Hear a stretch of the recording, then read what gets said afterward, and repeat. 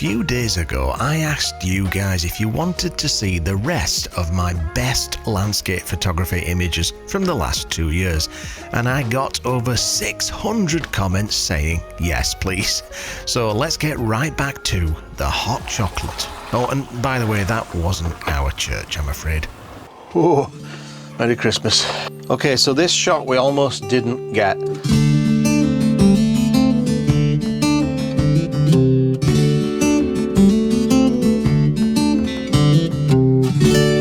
So that's because Grumpton didn't tell us what was going on. It was good old Bry Barnum.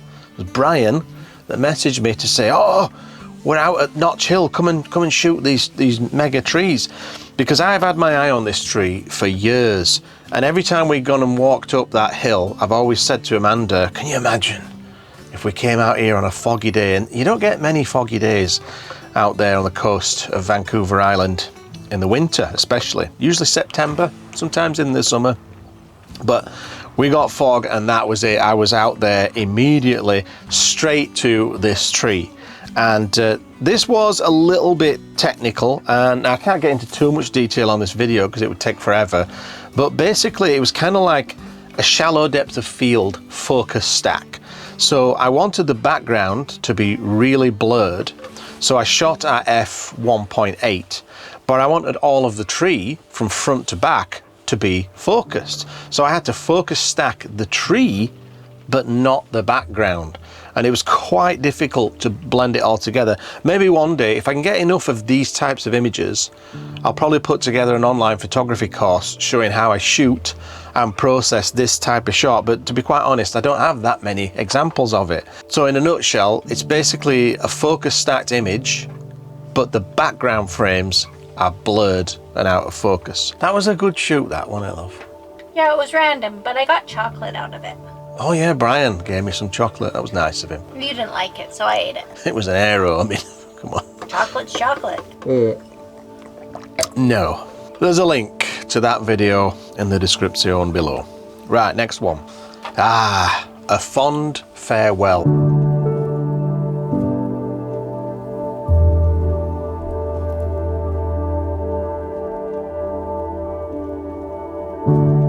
Now I called it that because this was my very last shoot on Vancouver Island. This was when we said goodbye to all the guys and we were just about to leave to move to Nova Scotia. What was tricky about this shot really was just the timing. So I wanted to get the birds doing their thing and I wanted to get the waves crashing against that big boulder there. So I had to shoot multiple frames to get the timing right. And I think what I actually did here is there might be 3 frames there, one for each of those 2 waves, and then another frame for that bird that you can see that's just launched itself off that rock. Because they were coming and going so fast, you really had to be quick on that shutter. And of course, when you're looking at this, it looks like the whole sky is filled with that beautiful orange glow. But in truth, it wasn't. It was just that I was shooting at, I can't remember what focal length, but I was shooting telephoto. And so because I zoomed right in to fill most of the frame with that boulder, it filled the frame with that most interesting part of the sky. So what looks like an entire sky filled with glorious orange color isn't really, it's just a section of that sky. But that's the magic of having a telephoto lens and filling your frame with just what is most interesting. And again, if you want to know how I do these sort of time blends, or what I've called them here, bird blends, where you've got shots of birds in multiple different positions and then how you blend those together to get the perfect composition, there's a tutorial all about that in Photoshop for Morons Volume 2. There's a link in the description. It's storming big time. Pretty horrendous. So this is Christmas. Okay, we're just gonna have to crank the heat. Really, get in touch. Oh, please get in touch. That's all we want. Now I would do that for free. Just, you know, just like a 12-year supply. Okay, on to the next image, which is our very first shoot here in Nova Scotia. This is Meat Cove. Meat Cove.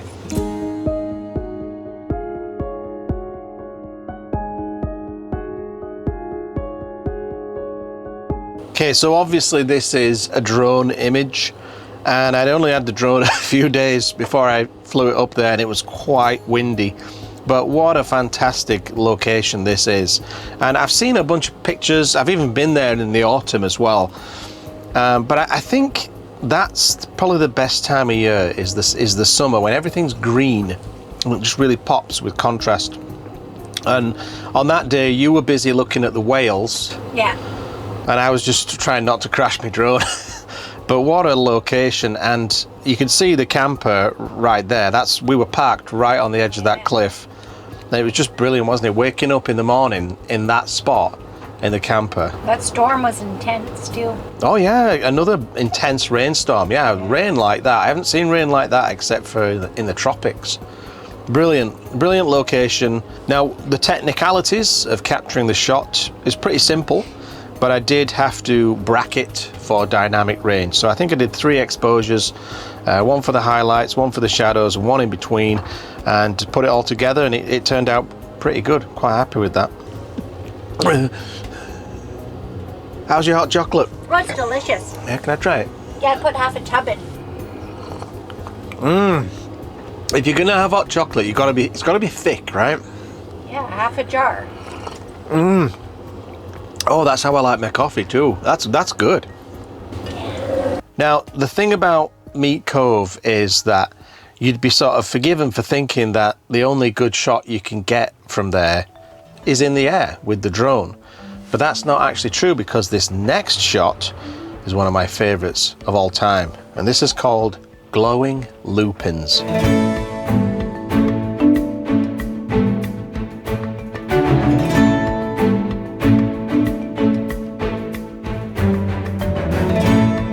So here in Nova Scotia in the summer, the lupins just explode.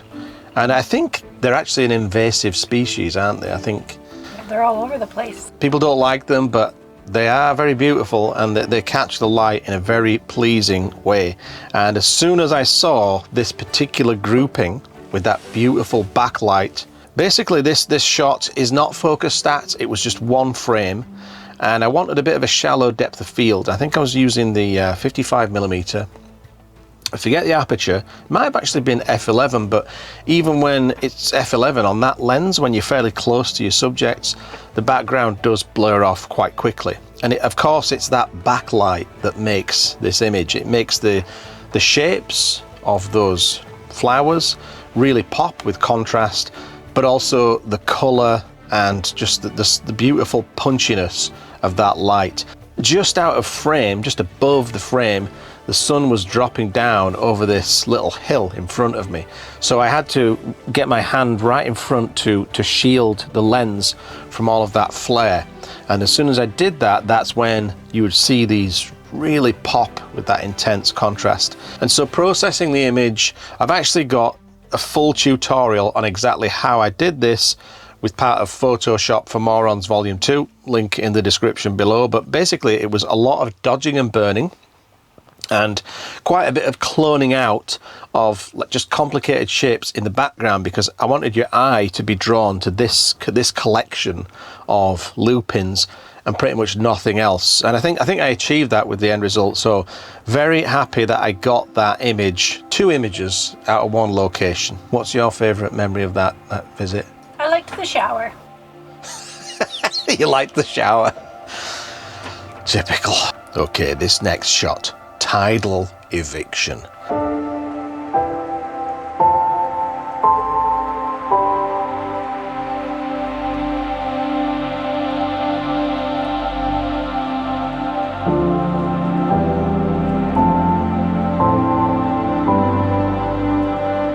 So this was my first shoot with Simon d'Entremont, and we got along like a house on fire, just like that. He just slipped right into the whole fototripper shtick, didn't he? It was like he'd studied the videos. He must be a major fan, you know. I've watched some of his videos, but you know, not that many. I watched them all because I like birds.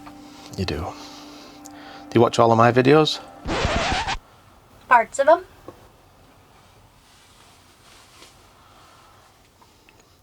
Anyway, so I called this image Tidal Eviction because we were getting pushed out of that beach faster and faster every minute. So when we first started shooting these night images, we were standing underneath that little arch that you can see, or almost underneath it, in that central sea stack there.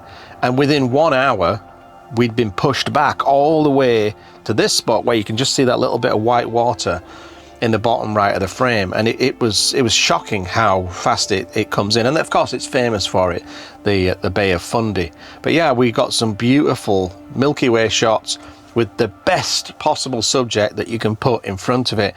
And if you look to the right there, you can just see there's a little bit of light splashed just to the edge of that cliff on the far right. And that's me running around with a headlamp. So basically what we would do is I would put a 10-second timer on my 30-second exposure, hit that 10-second timer and run round the back of these cliffs, because there's those little tunnels and gaps, and just blast my headlight everywhere in all different directions, and then run back, check the shot, and if the light positions weren't quite in a pleasing spot, repeat. And I did this for the whole hour, and I was the designated light painter for that night. So I got a workout, burned some calories. But Simon was a very bad boy that night.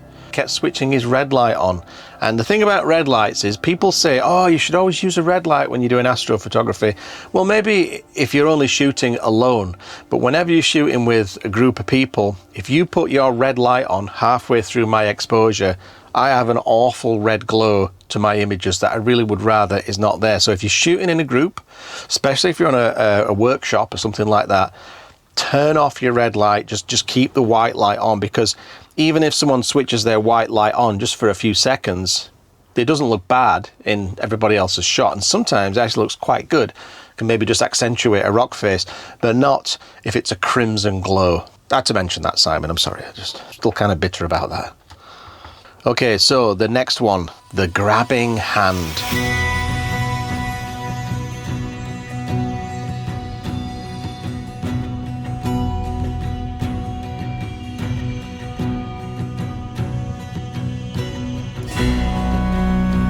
This is another really strong image from Nova Scotia, and this was in my favourite forest of all time. This forest is absolutely glorious, and it was those vibrant green colours in the background surrounding this beautifully interesting and ornate tree that you could see there in the centre of the frame. Now there's no technical insights that I can give you in this image, because I think I actually shot this handheld. I just walked up, and it was the 14mm Sigma lens that I was able to get this image with, and then I just cropped the top and the bottom off. And then to process it, quite a lot of dodging and burning, a lot of selective contrast with adjustment layers here, there and everywhere. And you see that almost looks like a shaft of light in the off center in the top there, and that was just from dodging and burning, just really sort of accentuating things to the nth degree. But I'm really happy with how that turned out. Quite impressed with that Sigma 14-24 lens, I must say. Even without a polarizer, there's something about that lens, perhaps it's like a coating that they've put on it, that just really gives you nice colors, and it almost looks as if it's been polarized. I don't know, it's a kind of magic. Oh, it's like tar. Yeah, I put lots in. Oh, you didn't skimp on the chocolate, did you? It's thick and gooey. I like thick and gooey. Hot chocolate. Okay, this next one, the Emerald Cavern.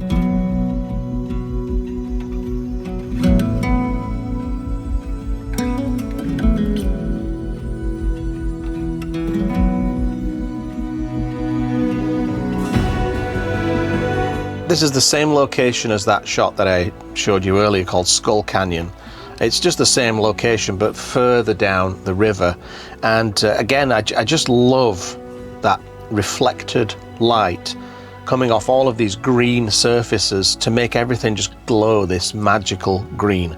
And for this shot I don't think I focus stacked because it was just very uncomfortable, so I was in this painful squat position with my nether regions being cleansed by the river. It was getting a full crevice wash.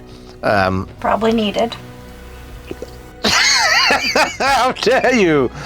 And it was cold, and I was shivering. I didn't want to be there for long, so I just couldn't be bothered with focus stacking. Of course, it's a very long exposure because it's dark. It's a dark cavern, and so if I'd just gone for the exposure that my light meter was telling me to go for, you wouldn't be able to see anything on the right side of the frame there because it would just be completely black. So I did bracket these shots. You have to bracket these shots because the difference between those dark shadows and then that bright spot of hot light in the center is so extreme. You just can't pull that amount of detail from your raw file and not have it look like a grainy bag of rubbish, so you have to bracket, and then you can just blend in those much brighter exposures from the brackets to get all of that shadow detail back. So it was quite easy to shoot and quite easy to process. It was just a very uncomfortable position to be in, and I wasn't enjoying crouching in that squat. Okay, this next one, another Nova Scotia one, Bridge of Gold.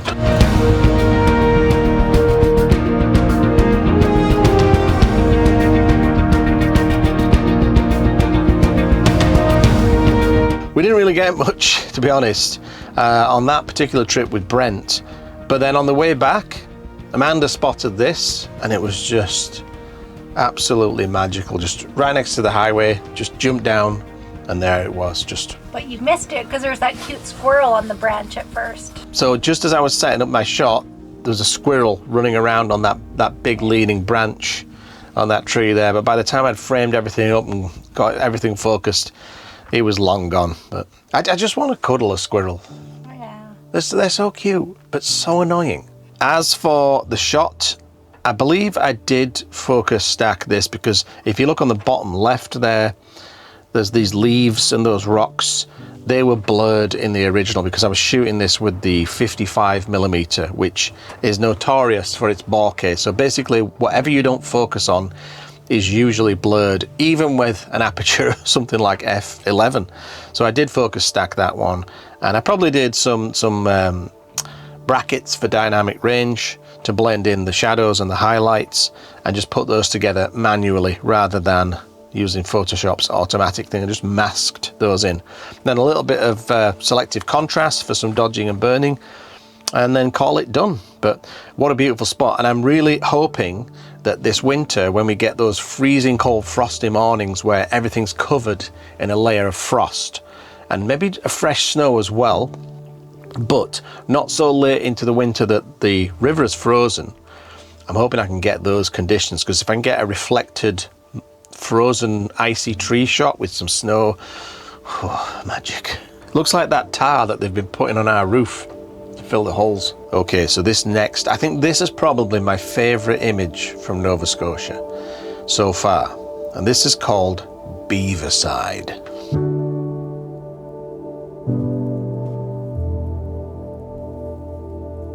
So basically, a beaver, or a family of beavers, what do you call a family of beavers? Post a comment, let me know. Has created a dam up in the highlands of Cape Breton, and it's killed this whole valley of trees.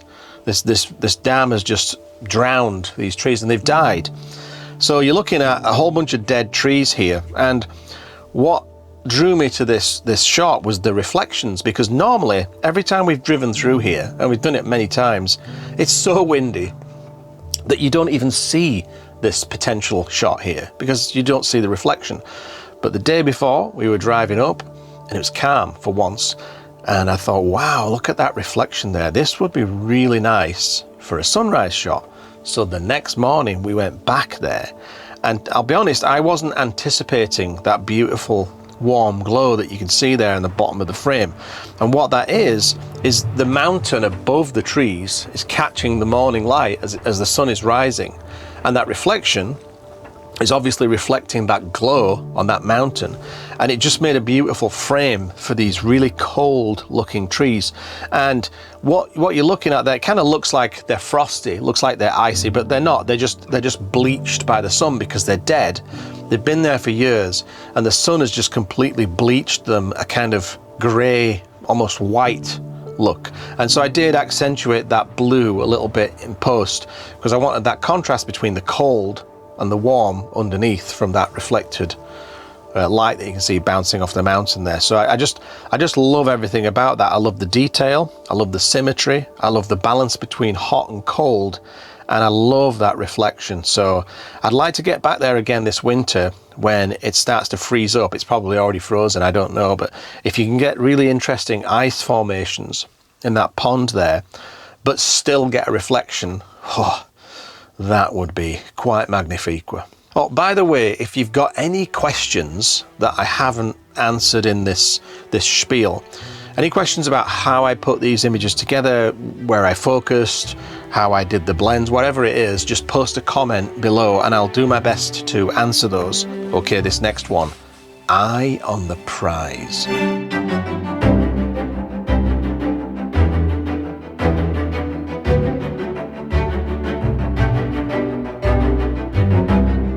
So this is down in Ucluelet on Vancouver Island, and basically anywhere coastal in Canada that gets winds in the winter, that's where I want to be with my camera because I just love crashing waves like this. So there's two ways that you can photograph scenes like this. You can either just go handheld and just kind of follow the action. So obviously you're going to need your autofocus on, and you just kind of hunt the waves. You're just looking for something to happen.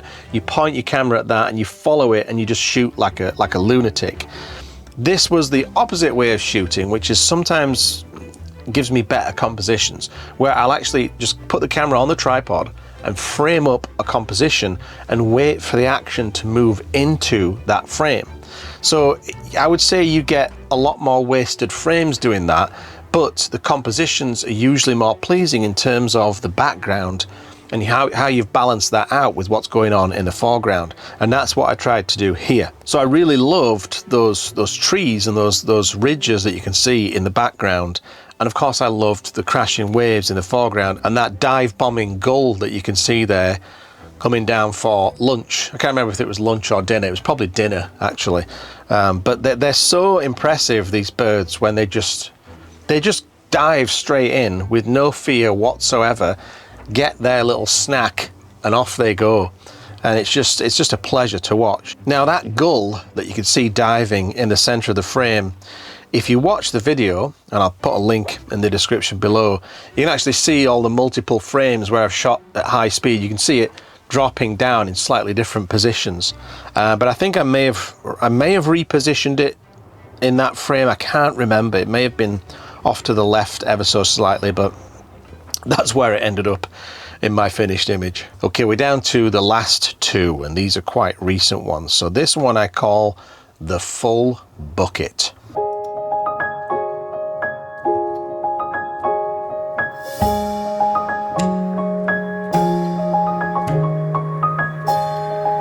So this was shot out in the Minas Basin near the Bay of Fundy just a few weeks ago, wasn't it? This was our last trip out. What a morning this was. It was perfectly timed, perfectly planned. I'll be honest, it doesn't go that smoothly usually, does it? No. Your failure rate with landscape photography is quite high. But this morning, everything worked out perfectly. I'd scouted out my location, spent the night nearby, came back, and just as I got there, the light was just kicking off. Got my composition, oh, absolutely magical. I can't remember if I focus stacked. I was in a bit of a frenzy because light like that is kind of rare. So all I did to get this shot really is just focused on that C-stack in the center of the frame there. And that gave me front to back focus. I don't think I focused stacked, but there is just enough sharpness in the foreground. I think if I was going for absolute perfection and I wasn't all of a dither, I would have had the foresight to just focus stack it properly, but it turned out to be fairly sharp in the end. But of course I did bracket for dynamic range because obviously those hot spots in the sky there were very, very bright and I didn't want those blown out. So you're looking at probably 3 exposures, you know, one dark, one on the center and one overexposed, just so that I could blend everything together and make it look as natural as possible. And then a little bit of selective dodging and burning, bit more contrast, maybe some color tweaks in the sky there on the top right, and that's about it. And then this will be my last image. There are some others, but my battery's going to die, so I'm just going to put it down to one last image. I've called this one Lean Into It.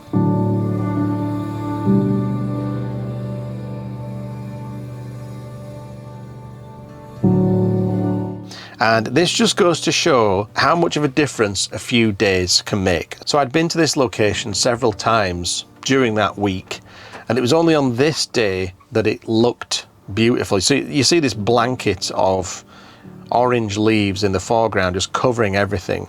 So yes, it's kind of a pain that all the leaves have dropped, because that means that the canopy doesn't look as good as it used to, but it's dropped and it's created this beautiful golden carpet, and that just really changed the scene entirely for me. So what 4 days before wasn't that interesting, 4 days later I show up and it looks like this. Wow, I've got to take that shot. So with this shot, I believe I focus stacked. I think I did. And of course, it's an exposure blend just to deal with all of that dynamic range. So if you look at the two hot spots, you've got that splash of bright yellow canopy in the background, so that was really bright. And also, whenever you shoot in waterfalls like this, that cascade of white water is always going to be the brightest part of your image. And usually if you get that at the correct exposure, you'll find that everything else is too dark. So of course you're going to want to shoot those brighter frames so that you've got all of that shadow detail. So it's just a sort of typical photo tripper shot where I've bracketed and I've also focus stacked. And again, I don't think I polarized, not out of choice, but just because that lens, I don't have a polarizer for it, and yet still the colors are really rich and saturated. It looks as if it was polarized. And then another benefit of shooting at 40mm is that those trees kind of lean in a lot. Now some people don't like that, but for a composition like this, I do like that sort of distortion that makes the trees lean into the center, just to kind of pull your eye into the middle a little bit. And again, I can't wait to go back there during the winter when things start to freeze up and all of this is covered in ice. Maybe we should go there this week. Okay, I've just checked that camera. It's got 3% battery life, which means it could go in 2 seconds. So we're gonna have to say goodbye. And as I said, there's the new ebook currently on sale right now. And also all of my courses are 50% off. Link in the description. So thanks for watching. I hope you found that useful. If you did, please hit the old like and subscribe, and we'll see you in the next one. Happy holidays. And a happy new year. Bye. Bye.